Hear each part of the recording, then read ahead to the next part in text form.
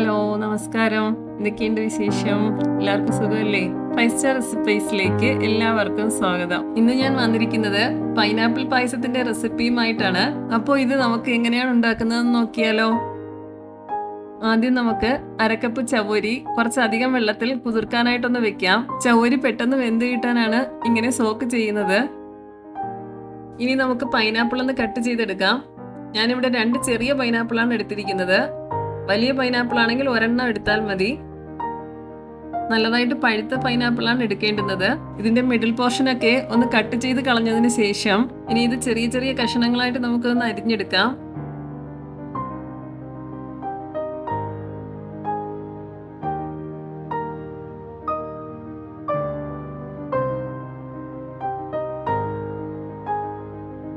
ഞാനിവിടെ ഇതെല്ലാം അരിഞ്ഞെടുത്തിട്ടുണ്ട്.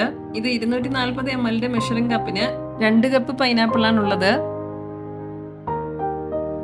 ഇനി ഇത് നമുക്ക് ഒരു കുക്കറിലിട്ട് നല്ലതുപോലെ ഇതൊന്ന് വേവിച്ചെടുക്കാം.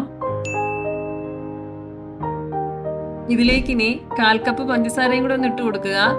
ഞാൻ ഇതിലേക്ക് 1/4 കപ്പ് തേങ്ങയുടെ 2ാം പാലാണ് ഞാൻ ഇതിലോട്ട് ഒഴിച്ചു കൊടുക്കുന്നത്. ഇതെല്ലാം നല്ലതായിട്ടൊന്ന് മിക്സ് ചെയ്തതിന് ശേഷം ഇനി കുക്കർ അടച്ച് ഹൈ ഫ്ലെയിമിൽ 4 വിസിൽ വരുന്നത് വരെ നല്ലതുപോലെ ഒന്ന് വേവിച്ചെടുക്കുക. ഇനി ഇതിലേക്ക് വേണ്ടുന്നത് തേങ്ങാപ്പാലാണ്. 4 കപ്പ് 2ാം പാലും 2 കപ്പ് 1ാം പാലുമാണ് ഞാനിവിടെ എടുത്തിരിക്കുന്നത്. ഇനി നമുക്ക് ചവ്വരി ഒന്ന് വേവിച്ചെടുക്കാം. ഒരു സോസ് പാനിൽ കുറച്ചധികം വെള്ളം വെച്ച് വെള്ളം നല്ലതായിട്ടൊന്ന് തിളച്ച് വരുമ്പോൾ ആ കുതിർത്ത് വെച്ച് ചവ്വരി നമുക്ക് ഇതിലോട്ടൊന്ന് ഇട്ട് കൊടുക്കാം. ചവ്വരി വേകുന്ന ആ സമയം കൊണ്ട് നമുക്ക് പൈനാപ്പിൾ പായസം ഒന്ന് ഉണ്ടാക്കി തുടങ്ങാം. പൈനാപ്പിൾ വേവിക്കാൻ വെച്ച ആ പ്രഷർ കുക്കർ ഒന്ന് നമുക്ക് തുറന്നു നോക്കാം. പൈനാപ്പിൾ നല്ലതായിട്ട് വെന്തിട്ടുണ്ട്. ഇനി നമുക്കിത് മാഷർ വെച്ചിട്ട് നല്ലതുപോലെ ഒന്ന് മാഷ് ചെയ്തെടുക്കാം. ഇനി നമുക്ക് പായസം ഉണ്ടാക്കാനായിട്ട് ചുവട് കട്ടിയുള്ള ഒരു കടായിലേക്ക് 2 ടേബിൾ സ്പൂൺ നെയ്യൊന്ന് ഇട്ട് കൊടുക്കാം. ഇതിലേക്ക് ആദ്യം കുറച്ച് കാഷ്യൂ ഇട്ടിട്ടൊന്ന് വറുത്തെടുക്കാം.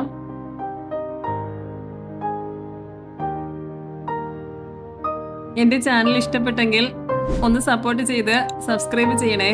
അതുപോലെ തന്നെ ഷെയർ ചെയ്യാനും ലൈക്ക് ചെയ്യാനും മറക്കരുതേ.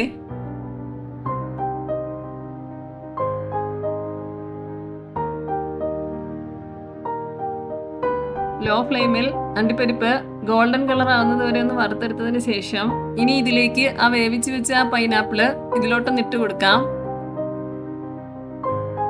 പൈനാപ്പിള് ആ നെയ്യിൽ നല്ലതുപോലെ ഒന്ന് വഴറ്റി വെള്ളമൊക്കെ ഒന്ന് വറ്റിച്ചെടുത്തതിന് ശേഷം ഇതിലേക്ക് ഇനി 1/4 കപ്പ് പഞ്ചസാരയും കൂടെ ഇട്ട് കൊടുക്കുക. നല്ല മധുരം വേണമെങ്കിൽ 1 കപ്പ് വരെ ഇട്ട് കൊടുക്കാവുന്നതാണ്.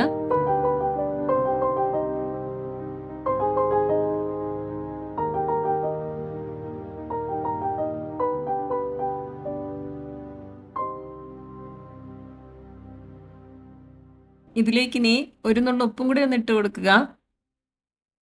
ആ പഞ്ചസാരയും പൈനാപ്പിളും നല്ലതുപോലെ ഒന്ന് മെൽറ്റായി അതിന്റെ വെള്ളമൊക്കെ ഒന്ന് വറ്റിയതിന് ശേഷം ഇനി ഇതിലേക്ക് 2ാം പാലൊന്ന് ഒഴിച്ചു കൊടുക്കാം.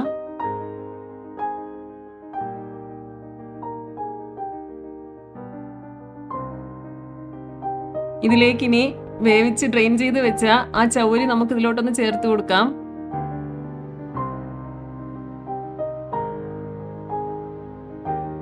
ഇനി ഇതെല്ലാം നല്ലതായിട്ടൊന്ന് തിളച്ച് കുറുകി വരുന്നത് വരെ നല്ലതുപോലെ ഒന്ന് ഇളക്കി കൊടുക്കുക.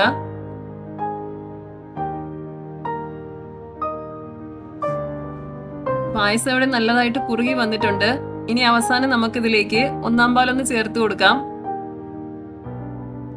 ഇതിലേക്ക് ഇനി 4-5 ഏലക്ക പൊടിച്ചതും കൂടി ഒന്ന് ഇട്ട് കൊടുക്കുക. ഞാനിവിടെ 2 ടേബിൾ സ്പൂൺ പഞ്ചസാരയിൽ 4-5 ഏലക്ക മിക്സിയിൽ വെച്ച് ഒന്ന് പൊടിച്ചതിന് ശേഷമാണ് ഇട്ട് കൊടുത്തിരിക്കുന്നത്. 1ാം പാൽ ഒഴിച്ചതിന് ശേഷം ചെറുതായിട്ടൊന്ന് ചൂടാക്കാനേ പാടുള്ളൂ. പിന്നീട് അത് തിളപ്പിക്കരുത്. അവസാനം ഇതിലേക്ക് ആ വറുത്ത് വെച്ച അണ്ടിപ്പരിപ്പും കൂടെ ഇതിലോട്ടൊന്ന് ചേർത്തതിന് ശേഷം നമുക്കിതിന്റെ ഫ്ലെയിം ഓഫ് ചെയ്യാവുന്നതാണ്. വെറൈറ്റി ടേസ്റ്റി ആയിട്ടുള്ള പൈനാപ്പിൾ പായസം ഇവിടെ റെഡി ആയിട്ടുണ്ട്. നമുക്കിനി ഇത് സെർവിങ് ബൗളിലോട്ടൊന്ന് സെർവ് ചെയ്യാവുന്നതാണ്.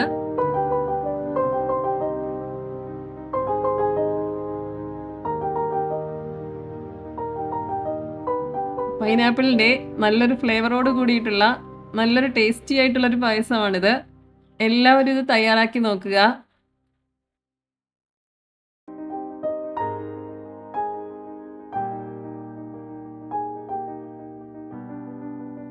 വീണ്ടും അടുത്ത പുതിയൊരു റെസിപ്പിയുമായിട്ട് വരുന്നത് വരെ നന്ദി, നമസ്കാരം.